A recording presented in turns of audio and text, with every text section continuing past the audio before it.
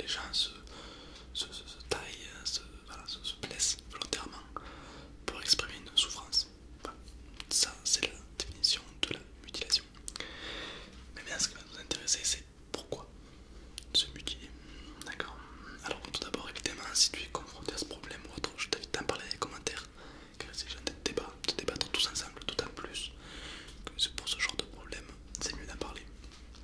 Donc, ça aide tout le monde. La mutilation, qu'est-ce que c'est? Alors, personnellement, je donne toujours mon avis personnel. Personnellement, je n'ai jamais eu moi ce problème, d'accord. Pourquoi? Parce que tout simplement la mutilation, pour moi, c'est un avis personnel. Évidemment, vous allez me dire ce que vous en pensez. D'ailleurs, c'est le but d'un débat.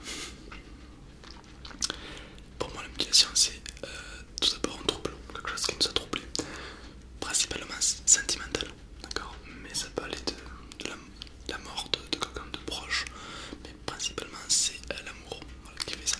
Comme quoi, l'amour c'est puissant, je vous l'ai déjà dit.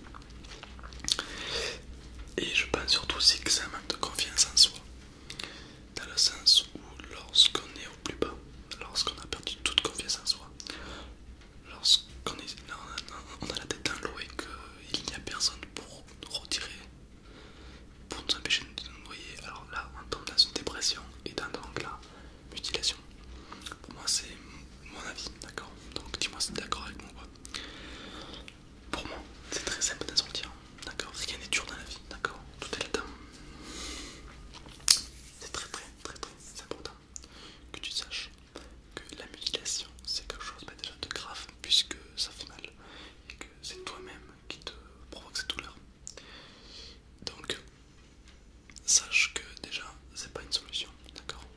Ça va amener à rien de te mutiler, déjà premièrement, c'est mon avis. Après peut-être qu'il y en a qui pourront s'en revenir bien, je ne sais pas. Moi je trouve ça, c'est pas la bonne solution. Si tu es pas bien, parle-en autour de toi, d'accord. Contacte tes amis, sors, respire, prends une bouffée d'air frais dans ta bouche, d'accord. Ouais. Ça peut t'aider, ça peut que t'aider, d'accord. Parce que rester chez toi, à te morfondre dans ton lit, c'est pas une solution, d'accord. On a tous vécu des périodes hauts et bas, d'accord. Surtout sentimentalement parlant, c'est obligé, tout le monde a vécu des hauts et des bas. Beaucoup de gens sont passés par là où tu passes, d'accord. À toi de retrouver un endroit, à te recueillir, un endroit où tu pourras développer ta force. Ce n'est certainement pas dans la mutilation, car ça c'est que de la souffrance pure et dure, d'accord. Et c'est pas en te mutilant que l'autre va revenir vers toi en mode oh mon dieu, non, d'accord. C'est pas une solution du tout. Ensuite, je pense que les gens qui ont fait ça le regrettent par la suite, ont honte, se cachent leurs blessures. Je pense qu'ils font ça parce qu'ils s'aperçoivent eux-mêmes que c'est pas une solution malheureusement. Et c'est vrai, ils ont raison, ce n'est pas une solution. D'abord, la mutilation, dis-moi si tu as déjà eu un cas et pourquoi. Ça m'intéresserait vraiment et ça intéresserait beaucoup de gens. Pourquoi tu t'es mutilé? Quelles sont les raisons? Est-ce que c'est amoureux ou pas? D'accord. Est-ce que c'est un trouble ou pas? Voilà, ça va beaucoup aider déjà à comprendre ce phénomène. En tout cas, je te remercie pour le courage que tu as de répondre, car c'est vrai que parfois pour certaines personnes c'est pas facile. Donc déjà, merci à toi par avance. Et je trouve que la mutilation aussi c'est quelque chose de très important, c'est une phase de dépression pour moi.